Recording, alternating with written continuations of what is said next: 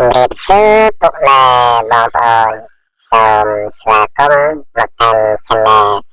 ប្រាប់ឆ្នោតយួនជារៀងរាល់ថ្ងៃនេះដែរបងមានដំរីឆ្នោតមកចែកជូនពុកម៉ែបងប្អូន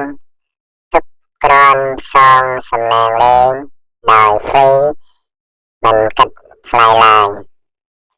តែមុននឹងឈានដល់ការឲ្យដំរីឆ្នោតសូមទៅពុកម៉ែបងប្អូនជួយចុច like វីដេអូ subscribe ដាក់រូបកណ្ដឹង comment ខាងក្រោមវីដេអូមួយផងដើម្បីទទួលបានវីដេអូ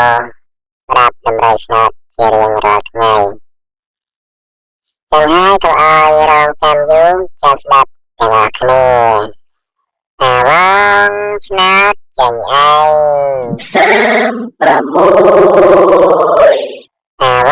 ងឆ្នោតចាញ់អើយ41